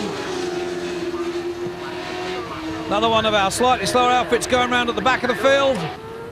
And here is the action at the front. The gap has already beginning to widen. Gary Horspool, he's decided he's going to make this his race no matter what. He likes it here at the moment. Track surface very hot. Those tyres are going to start to go off very, very soon. That looks like number 20 there, just flashing through our picture. That's Ben Dixon and Mark Lambert from Norwich. So we'll wait and see what's going to go on at the front. Oh, here we go. Some tussles going further on down the field. I think that's number 17 there. Simon Christie and Adrian Waldock amongst that group. Well, they certainly haven't given up yet, these guys. They're battling right down through the field. They're number 10. That's, of course, Bodis Jr. with Ian Simmons in the chair. As number 8 goes through very slowly, Joe Martin. And that's, of course, our Kate Harrington in the chair. 23 amongst that group at the moment, Andy Ladlow and Darren Dodson. So there's the checkered flag then for the second race winner, Gary Horspool. Rob Cameron's going to take second place. Third, I think, is going to go to, and it is Alan Schofield. Harry, you can't complain about that result despite the first race. It's a clear win and 25 points. No, I was really pleased. It was really, really hot and the tyres started to slide about. And I knew Rob Cameron was behind us, but I didn't realise Tom had gone out, so I was really pleased. Well, I'm sorry he went out for Tom, but I was really pleased. It feels a bit like justice for me. So, guys, this puts you, I think, now in the lead in the championship, going to the next round, which is at Darley Moor. A couple more rounds to go. It's going to be a fight to the finish. I hope so. For the championship, it'd be nice to keep us either way, either winner. It'd be good. Kevin, good day for you? Yeah, very good. Very pleased with the results there. I didn't think we could beat Tom, and he's had a bit of bad luck, and we've beaten him, so we're very happy. And we've yet to know the result, the final outcome of the result of race 1, haven't we? So we'll have to wait and see. I don't think they'll change their mind, but still, we've had a good day anyway. So everybody goes home happy, except Tom Hanks. Except Tom Hanks. Never mind, eh? Better luck next time. Better luck next time. Thanks, guys. Cheers. Cheers. So just the one race result then. Horspool and lead, Cameron and Randall, Schofield, Beckworth, Hanks and Biggs and Norbury and Smith in the top 5.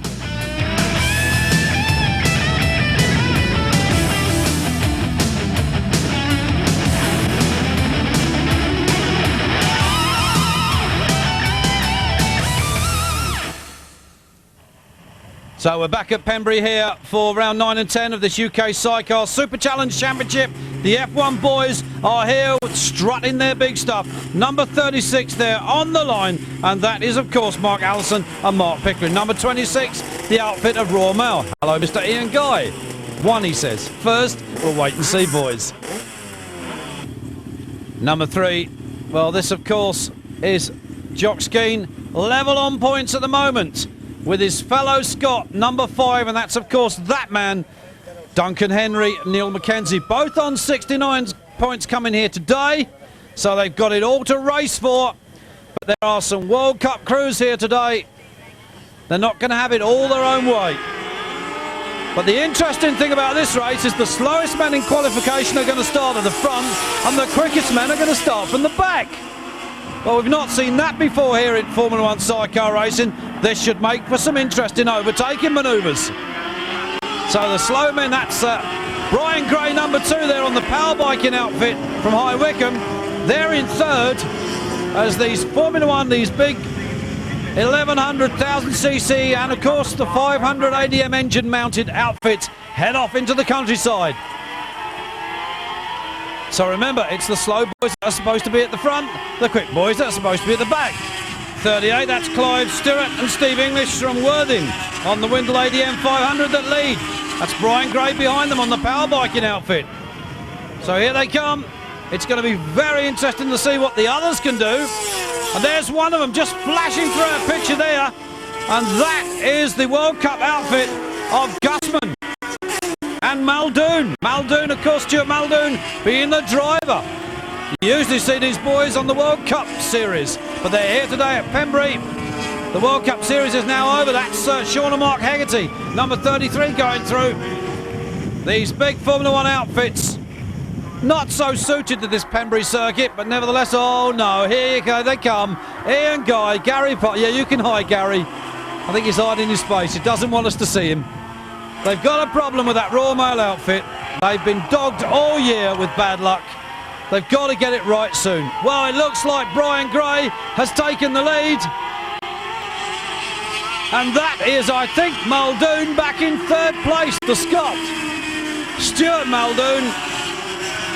He's back there in third with Chris Gussman in the sidecar. These are two guys that we haven't seen all season. And that's Muldoon challenging for the lead. Brian Gray leads at the moment, but Muldoon goes to the inside on the corner. And he makes it stick. Now, where is Skeen? There he is. And where is Duncan Hendry? Muldoon it is that leads. The points that they take from this race will really not make any difference to the championship positions. But we're looking for Duncan Hendry or Jock Skeen. But Brian Gray's got him back. Well, well, well. Brian Gray does the occasional World Cup round, but the more regular. Now, bear in mind, the man behind him is the man that won the Czech Grand Prix. So he's no slouch, I can assure you of that. Stuart Muldoon, a Grand Prix winner. He's got Brian Gray in front of him. What a race. That's Jock Skeen just going through the picture. The two Hegarty boys are not too far behind. There's Duncan Hendry, number 5. He needs to make points here. He's making up places. The next race, they'll be able to start from the front of the grid. So the slower boys being gradually eaten up by the quicker riders here. But we'll keep an eye on that number 2 Brian Gray power biking outfit that leads, or did lead last time round. This is Pembury. Rounds 9 and 10 of the championship. And it's Gussman. And Muldoon. Stuart Muldoon. He's through into the lead. Can he hold on to it to the checkered flag? What a turn up for the books this is. As the rest of them battle through, fighting for those points that they need in the championship. It's really just about anybody's race at the moment. This is Jock Skeen. He's got the two Hegarty boys behind him. There is Stuart English. And that's Roger Body and Andy Peach on the ready mix outfit. But here is Stuart Muldoon and Chris Gussman. They're still leading. These World Cup boys are certainly putting the power on. And there is Jock Skeen. Body and Peach just going through. That is Duncan Hendry. At the moment, he's behind his fellow Scot, Jock Skeen, so the points from this race will put Skeen into the lead of the championship. We really are starting to hot up. There's the two Hegarty boys, Sean and Mark, and they're closing, and Skeen's got out. Skeen's got off. That's got to be mechanical. That's going to give the points then to Duncan Hendry. Well, what terrible luck. There is Duncan Hendry. Terrible luck for Jock Skeen with that newly painted outfit of Duncan Hendry's. Looks more like a Red Indian. 117 there, just going through the picture. Paul Phillips and Glyn Pocklington, the Skegness base boys on the Slipstream Racing Windle Yamaha. Here's Brian Gray, number 2 on the power bike, and he leads again. I can't believe the cheek of this boy. He's got a Grand Prix winner behind him, and he just refuses to stay down. Roger Body going through on the ready mix outfit, and there is Duncan Hendry closing on the outfit of Clive Stewart and Steve English. Remember, those are the two that led off the start. It's still Gray, Brian Gray. Absolutely, Steve Pointer in the chair. It's an inspired ride. There are the two Hegarty boys giving it just about everything they can. They took a win at Mallory Park, one of their first ever national wins. There's 36, Mark Allison and Mark Pickering on that beautifully turned out Jacob Suzuki 1200. It's Suzuki that leads the engine manufacturer's table at the moment. And they are really beginning to bunch up. 117, Paul Phillips keeping at bay, and there's our Royal Mail outfit. Well, they seem to have got going again. So whatever that problem was, they've cured it, and they're just racing for some points, and do they need them? There's the race leader. Now we seem to have lost Stuart Muldoon. I don't know where, but Muldoon looks to have disappeared. There's Roger Botte on the ready mix outfit, and they may well now be up into second place. There's the Royal Mail outfit of Ian Guy and Gary Partridge. There's the checkered flag, and it is Brian Gray that's won it. What an incredible drive. Hegarty, I think, is second. Roger Botte third. Duncan Henry coming home in fourth. I didn't know where we were. You get stuck in a corner off the start. Right, Brian, that's not a bad result, but next time you're at the back of the grid. Yeah, well, that's right. We were row 4 that time. I think it's row 10 for the second one, so we've got to work a bit harder if we want to get up there again. You were having a sort of titanic scrap there midway through the race, weren't you? Yeah, that was very good. We were having a hard race with Stuart Muldoon. I think he had a problem midway through the race, so he either dropped right back or retired. Does this improve your position in the championship? Yes, we've not done all the rounds, and I think we were in 5th position, so it probably has moved us up a little bit, yeah. From a passenger's point of view, Steve, what was the race like for you? I quite enjoyed it, actually. It was quite a good, it was a bit of fun. Nice ride round, like, yeah. You having a fair old scrap with Muldoon there halfway through the race, weren't you? Oh yeah, he got us coming into the hairpin, like, and then he pulled away a little bit. We did seem to be catching him later on in the race, but then he obviously had problems. Well, for next time, you guys are on the back of the grid, and that's going to be a bit of a scrap through, but Sean Hegarty, he started from dead last and finished up third. Do you think you can do the same? I think Sean finished second, but yeah, he did do well, and we can get some pretty good starts most of the time, like, so we're out for one of our really good starts. Stuart, first race, bit of a disaster. Yeah, just we got in the lead past Brian Gray and started pulling out of him, and the engine developed a slight misfire. I think it's just down to a plug lead or something like that, silly. You're here at Pembrey, it's a little different to Czechoslovakia where you won your first Grand Prix. Yeah, it doesn't really matter what the circuit is as long as it's good racing, you know. Enjoying it here today? Yeah, it's good fun. It's good fun. It's good to be back with all the British Championship lads. Be a good crack. And Chris, you, the passenger in the chair, having to do all the work, so they say. Yeah. How's it for you? I'm just enjoying myself today. There's a few of the guys are doing a little bit of helmet scraping and all that today, but I don't think I'll be doing any of that. No, just enjoying myself. Good fun. It's good to be back in England racing again. So the overall result then going to Graham Pointer with Hegarty second, Hendry Mackenzie, Muldoon and Gusman, despite the first race disappointment, went on to win the second race. Skeena Miller then rounding up the top 5.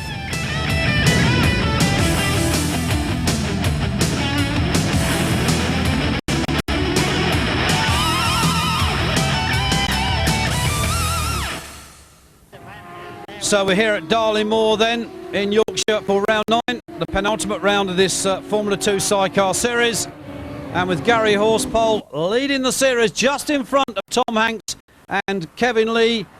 There was a lot of work to be done in that Hanks garage, but Rob Cameron, it was the man that surprised everybody here by snatching pole position. And there's Tom Hanks.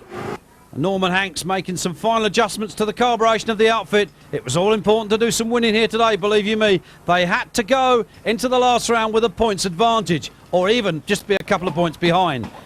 Well, we went over and spoke to Rob Cameron and asked him if this was a place he liked or did not like. This places that we win. Oh, right. Last time we saw you up, we saw you win, and you both had your hair cut. What was the reaction? That's it, that was Lyddon, yeah. Not too clever on my behalf. My missus wasn't too keen.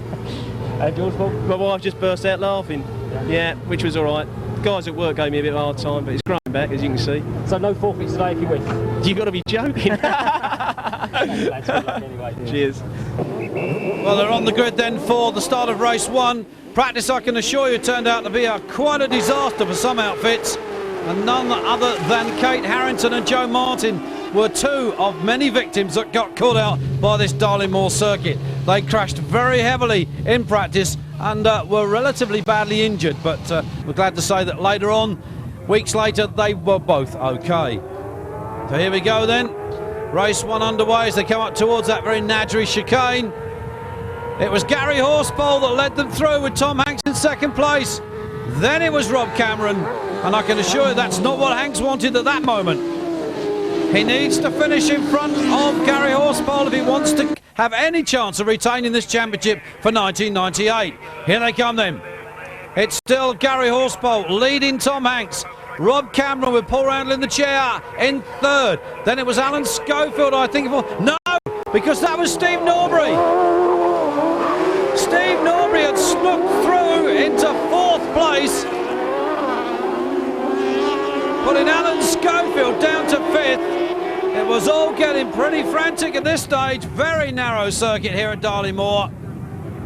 It is still the number 6 outfit of Gary Horsepole that leads.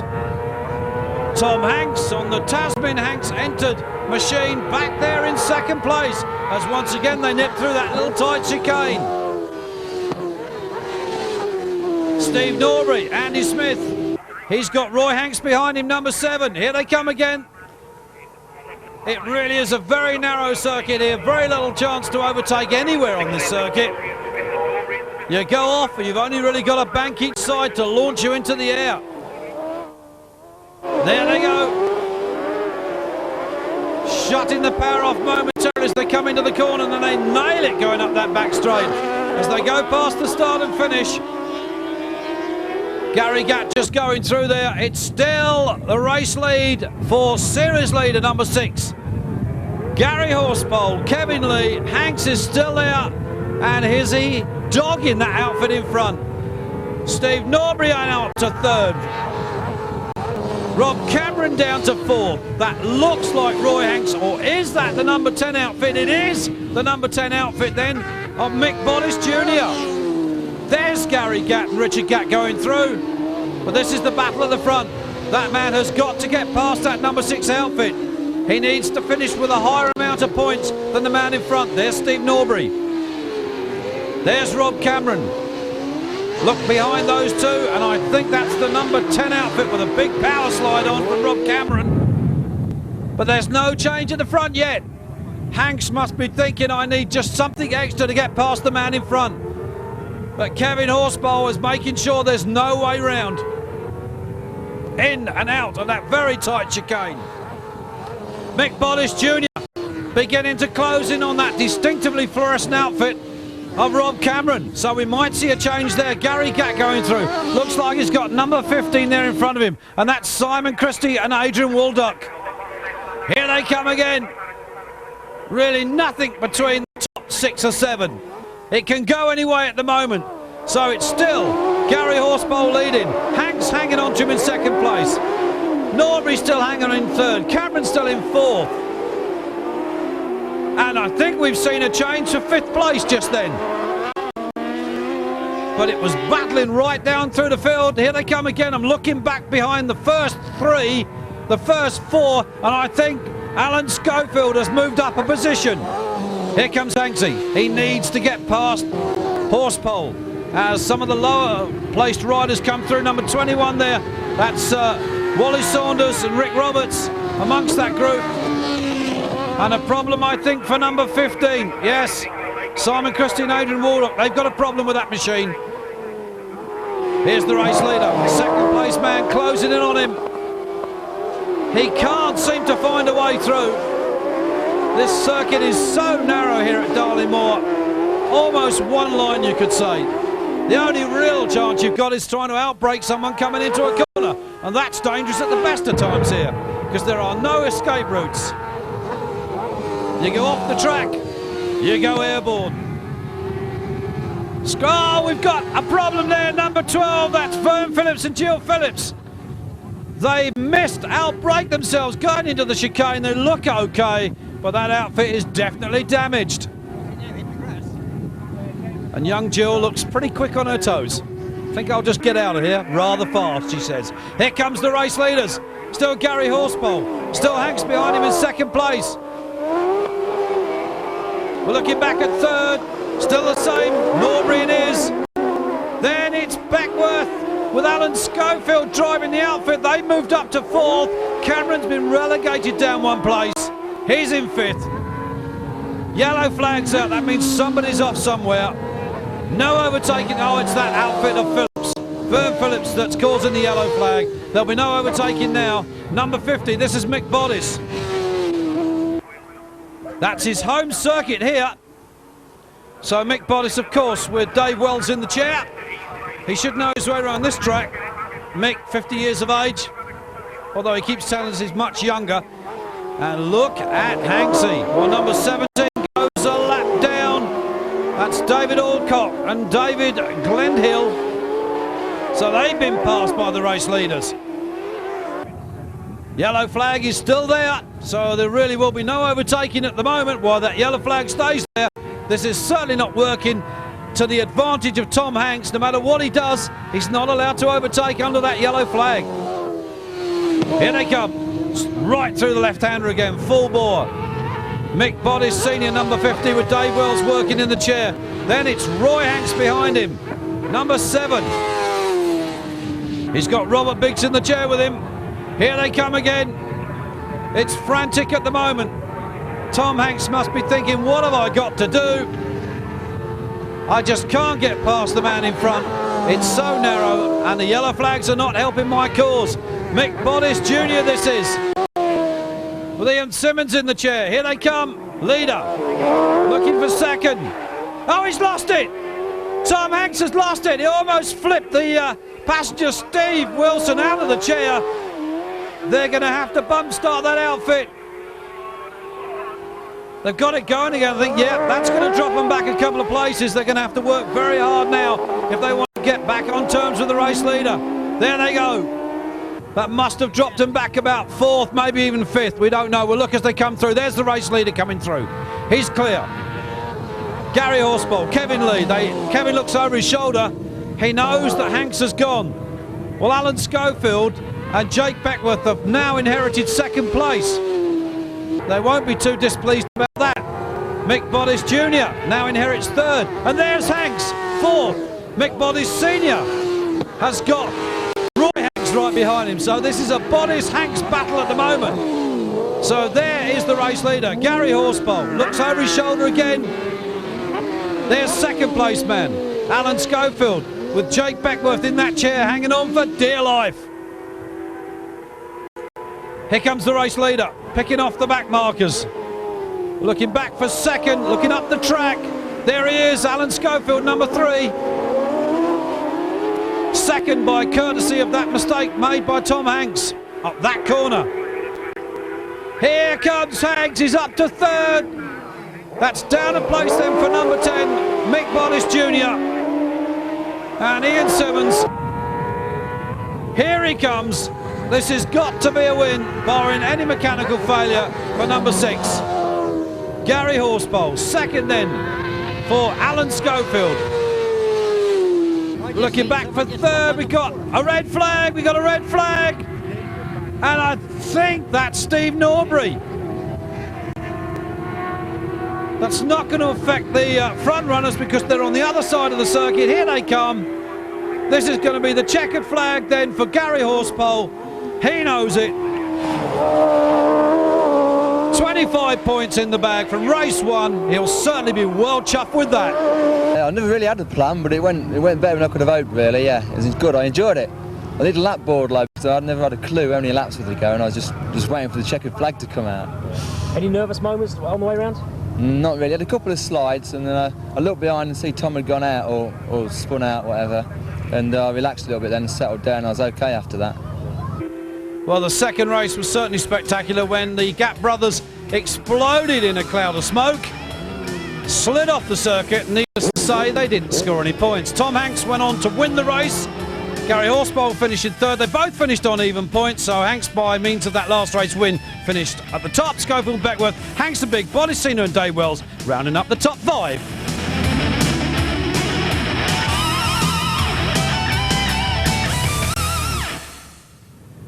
So we're now back in Scotland for round 11 and 12, the final rounds then of this Sidecar Super Challenge 1998. And as always here at Knockhill, it has been raining. No surprise whatsoever to that. Seems that they have their own weather front up here. Mind you, when you build a road race circuit on the side of a mountain, you expect it to get wet, I suppose. Well, there are the spectators waiting for the sidecar boys to come out on the track. There he is, number 1 on the front, but optimistic at the moment. Jock Skeen, Neil Miller. Number 9, another Scottish pairing of Stuart Muldoon and Chris Gussman. They went well at Pembury, winning the last race. And number 5, Duncan Hendry and Neil Mackenzie. They need to finish in front of Jock to win this championship. This is not a smile, this is my teeth chattering. We can't hear her knees knocking at the moment, but no doubt that'll come later. Number 36, Mark Allison, Mark Pickering on the Jacob Suzuki 1200. It is cold here. 114. That's Lovelock in English. As we wait for the lights to change, there they go. Rob Fisher there on the number 4 outfit. His last Formula 1 outing, and we're on board with Stuart Muldoon and Chris Gussman. And you can see track conditions ain't dry.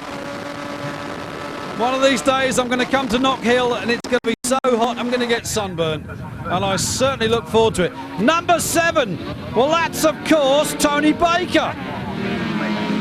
So it's Skeen that leads, Baker in second at the moment. And the outfit of number 35, that's Arthur Fulton. And we're not sure who the passenger is, but we're back on board and you can hear that rear wheel sliding with Stuart Muldoon. So Skeen, Muldoon is 3rd, Fisher is 4th. Now where is Duncan Hendry? There's number 3, that's Jim Silver and Tom Bone on the Baker Kawasaki. But it is Jock Skeen that leads as they start to sort themselves out. As the spray comes off the track, a dry line no doubt will start to appear quite soon. But there is Skeen, he's got Baker behind him. Then it's Muldoon back in 3rd with Chris Gussman in the chair. The winners at the Croatian Grand Prix. And then it's 114, so that's Lovelock in English. Back there in 4th. 36, of course, our old friends, Mark Allison, Mark Pickering. Steady throughout the year in this championship, but this is the race leader. Local man, you could say, the Scot. Jock Skeen, Neil Miller in that sidecar. We're back on board with Stuart Muldoon and Chris Gussman as he picks up speed, heading up towards the start and finish. And you can hear that back wheel just sliding under protest from the power. Into the right-hand hairpin they come. And I think, yeah, Muldoon looks to have gone up. Has he gone up to 2nd? Or has number 7, Tony Baker, taken the lead? We'll have a look at the top end of the circuit. And they're all tippy-toeing round here at the moment, very gingerly. It's very, very slippery. And Duncan Hendry, he's having a terrible time with this. The outfit's just not running properly at all. He's got definite problems with that. What a time to have engine problems. The last round of the series. 25 just going through there on the inside. David Krause and Malcolm Preston. 35 not too far behind them. Arthur Fulton. Not sure who's in the chair. But here comes the race leader. It is still Jock Skeen. 2nd place man is still number 7, Tony Baker. 3rd place man, Stuart Muldoon. So there's no change, we're back on board with Muldoon. The track has started to clear a little bit, started to get a dry line. Our onboard camera not quite getting deluged in water anymore. You can see that tussle that's going on in front between those two, Skeen and Baker. Here they go, another lap in the bag almost. As they head up over the start and finish, they'll go under the bridge, about 130 mile an hour at the moment. It certainly is an experience well worth living, going out on a Formula 1 sidecar. Here's our race leader, Jock Skeen, on board at the moment to take this race win and possibly take the championship. Stuart Muldoon, Chris Gussman working overtime, scraping that helmet on the ground, a bit reminiscent of Gary Partridge, that. The only man I know with a titanium skid plate on top of his helmet. And here comes Duncan Hendry. Well, it's number 11 going through at the moment. That's Ian Wilson and David Rim. Well, Duncan Hendry back there having an awful time of this. It just is not going his way. He needed to be up with this man, but he's not. He's way down the field. It's Tony Baker back in second place. Then it's Stuart Muldoon back in third, but they're all tracing that number 1 plated outfit of Jock Skeen. 1-4 going through again. Lovelock and English. A little bit of a late entry into this event, these two. And I think we've got to change the front. Tony Baker's taking the lead. Skeen back in second, and Stuart Muldoon closing on those two, so we might yet see a scrap before the checkered flag between the top 3. That dry line you can see is beginning to appear corner to corner. They are picking up with just a little bit more grip than they were earlier. A chance for the speeds to get up a little higher as they come round the bottom end of the circuit, heading up towards that right hand of that hairpin before they go over the start and finish line again. And Muldoon is closing on second place man, definitely closing on Jock Skeen. Into the hairpin, you can see how close he is now. Chris Gussman working overtime, trying to get all that weight onto the back wheel to stop it from spinning as it lifts up, going over the top there. Now, Tony Baker coming through. Now, where is second place man? Look at that dry line, you can see it now. And Jock going on to the wet stuff, obviously trying to protect those wet tyres that they've got on. Trying to stay off that dry line to keep those tyres going just a little longer. Lovelock and English going through. 36 there, still behind them, and that's Mark Allison, Mark Pickering.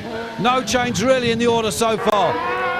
Here comes our race leader. It's still number 7, Tony Baker. And the battles are certainly on further down. Lovelock and English have now got Mark Allison closing on them. We've got another independent little scrap going on there. There's the race leader. Second place man, Jock Skeen, and Neil Miller in the chair, up and under the Mobile Bridge for another time.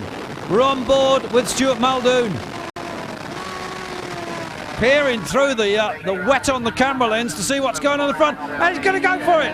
Skeen slides through on the outside of the corner, keeping the machine in the wet part of the track to protect those tyres. So I think maybe Tony Baker's got a problem. Second place then, so we've got a change at the front. 117, Paul Phillips, Glyn Pocklington on the Windle F1 going through. There's the new race leader. Second place now for Tony Baker after leading for about 4 laps. Something could be wrong there. We'll wait and see. And upper place then goes Mark Allison and Mark Pickering. They've demoted 114 Lovelock and English, I should say. There's Skeen going through. On his way to complete another lap. Oh, they're off. Baker's broken down. So we said he was slowing, and it's slowing indeed he was. We're on board with Gussman. And Muldoon. Muldoon, the driver. Stuart Muldoon closing now on Jock Skeen. Are we going to see a late minute dash here from the Czech winner, from this World Cup outfit? Here they come. You can hear that back tyre just complaining as it spins on the wet and dry surface.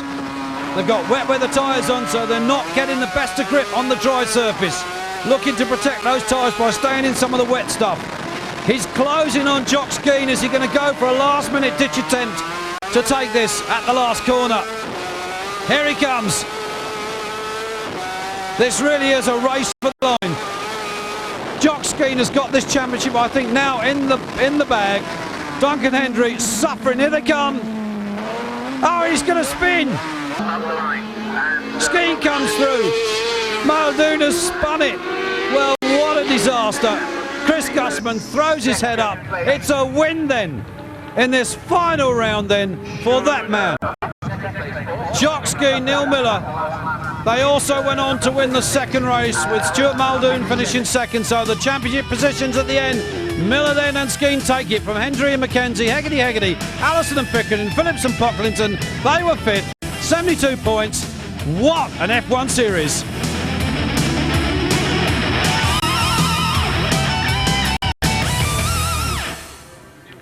Well, it's Brands Hatch now for the 10th and final round of our ACU F2 series. It's all on between Tom Hanks and Gary Horsepole. This is where they need to do it. With only 8 points the difference. Rob Cameron was also on the front row of the grid. This is a favourite track of his. So Tom Hanks has got to finish in front of Gary Horsepole, and it was Cameron, then Horsepole, then Hanks. Top three came round after the first lap. Hanksy having a look on the inside. He has got to finish in front of the man in front of him now. Cameron it is, and Hanks is through. Hanks is through. Where's Gary Horsepole? That's the question. There are 5 points the difference in each race. So it's all could go down to the last race here at Brands Hatch between those two. But it's Rob Cameron and Paul Randall at lead at the moment. There's a lot of clubman races here today that could cause a problem or two for these faster runners. But Cameron wants to repeat what he did at Lyddon when he won both races. Surely they don't want another haircut. Or perhaps she'll start the other end with the razor this time. Number 81, one of our clubman racers coming through. They're having their own little tussles here, these boys. They're not interested in what's going on in the championship, but this is indeed the final countdown between Hanks and Horsepole. And it's Cameron that leads. Hanks is back there in second. Now where's Horsepole? And he's just gone through on the inside. And it sounds like he's got a problem with the bike. What a time to get mechanical failure. I just don't know what Gary Horsepole can do. Gary Gatt just going through. Obviously fixed that bike from his misadventures at Darlingmore. We've got a crash down at Surtees. There's a crash down there. This is surely going to bring out the red flag. And indeed it has. So this race is now going to get run in two parts. 55, he gets a... well, look, I can go faster than your Ford Transit. Without the engine running, he says. So we'll wait for them to come back onto the grid, then there they are, and the lights turn to green. It is Rob Cameron again that leads them away. Hanks is this time in second. Gary Horsepole is back in third. So Horsepole has got to finish in front of Hanks to take the championship. If Hanks stays where he is, that's enough to take him into the last race, going almost level on points with the man behind him, Gary Horsepole. So Rob Cameron and Paul Randall it is, this final encounter here at Brands Hatch for these British F2 boys in 1998. That I think is number 11. That'll be Eddie Wright just going through as some of our clubman boys here today having a chance to race against the British National Championship outfits. And no doubt feeling that they are rather underpowered as far as going head-to-head with these guys. So here comes Rob Cameron, Paul Randall, Hanks is still behind him with Steve Wilson. And I think Cameron would certainly like to go out with winning another national event to make it 3. He's had some pretty poor luck this season as Rob Cameron with breakdowns and crashes. But Tom Hanks is there behind him in second place. And the man in third is that number 6 outfit of Gary Horsepole, and there seems to be something wrong with that because I think that's Eddie Wright that's closing on him. He can't afford to drop any lower than third place. Came into this championship with an 8 points advantage over that man, number 1. And Tom Hanks realistically said that he wasn't that confident about today. So, confident or not, he's still there. Knocking on the door, as they say. There's Cameron, and he takes the checkered flag, so Rob Cameron makes it another national win. Tom Hanks takes second place. Gary Horsepole, I think, is going to take third. Well, what an end to an F2 series. No, I wasn't too worried. I don't mind following till later in the race and make the move near the end. I know what I've got to do today. I'm not out to particularly win as long as I've got Gary behind me. That's all that matters. Kevin, Gary, first leg over and a third in that. You seem to get a very good start and then seem to start dropping back. Have we got some sort of problem? We've got some water in the ignition we found. It was very frustrating to watch him creep away. Yeah, we had an incident as well that stopped that session. You must have thought there's a chance for us to actually get back up here. How did that work out? It didn't make a lot of difference to us really because I lost 2 seconds on him. But I did see the incident and I thought the red flags would come out because the bike was in the middle of the track. Pretty dangerous situation. Obviously that's the last thing we want to see here at a British Championship round. but we restarted again. Do you think you could have made any time if you would have been able to run over the full lap distance? No, not really, no. I was pleased to see the checkered flag, to be honest. So with just a 3 points difference now between the number 1 outfit of Tom Hanks and number 6 outfit. We're on board here with Richard and Gary Gatt for this second race here at Brands Hatch, this ultimate round of the 1998 F2 series. And boy, what a series it's been. So Hanksy, if he finishes in front of Gary Horsepole, he's going to take the championship. If Gary Horsepole can get in front of Tom Hanks, he will take the championship. It's just 3 points that separates them. So here's a complete lap of Brands Hatch with Richard and Gary Gatt on the GLN outfit. You'll remember these are the two boys that came to a smoky end at Darley Moor. They also put out a race one when we were at Croft. They've had a bit of a checkered season, but they're finishing it off quite well. That's the main thing. They'll be looking forward to next year, 1999. Maybe a new outfit, maybe new engines, whatever. But there you go, Brands Hatch, courtesy of Gary and Richard Gatt. So there's the battle at the front. It's Cameron again that leads. Hanks is second. Horsepole is third. Horsepole has got to get into second place at least. And if Hanks can get in front and leave Horsepole back in third, Hanks is going to take the championship. So here we go. Eddie Wright, number 11, in the Eddie Wright Motorcycles outfit. Hanks is going through the lead. Hanks got it. So Tom Hanks is on for 25 points. Gary Horsepole will only get 15 if he stays where he is. That's a 10-point difference, and he will lose the championship. Tom Hanks will retain that number 1 plate, but look at Horsepole climbing all over Rob Cameron. Rob Cameron probably doesn't know what he's doing as far as what he's doing to the championship is concerned. Look at Gary Horsepole. First he tries on the left. He's going through on the inside. He's done it. He's done it. Here he comes. He's done it. And has he overcooked it? Yes, he has it on the grass. Well, Gary Horsepole, Kevin Lee must be thinking how lucky we are to still have third place after that little excursion here at Brands. It's going to be a win then. Tom Hanks is going to take the checkered flag. The Hanks crew go mad. 1998 F2 champion. It's Tom Hanks and Steve Wilson. Tom, Steve, that's worked out perfectly. A race win and a championship. Congratulations, first of all. How does that make you feel? Over the moon. I didn't think it was on really today before we come. Gary's he's always finished, you know, he's a front runner, so to beat him both times I didn't think it was going to happen, but over the moon, especially with the race win. Gary, Kevin, not quite to plan, and a couple of hairy moments out there. I saw you clip the glass a couple of times. We had to get past Rob Cameron when Tom did, and we had to beat Tom for the championship, and there just wasn't enough room for us. We got by, but there's too much grass that went straight across it. So it was a difficult race. You seemed to get your problems sorted. I think we got the fastest lap of the race actually, so it was really buzzy, the engine, and I thought we perhaps could beat Tom, or perhaps, I don't know where we was going to pass him, but we was going to have a go somewhere. So with Hanks and Wilson then, 277 points then taking the championship for this year. I'm Kenny Kay. I hope you've enjoyed our look at F1 and F2's racing in 1998. Join us next year for more.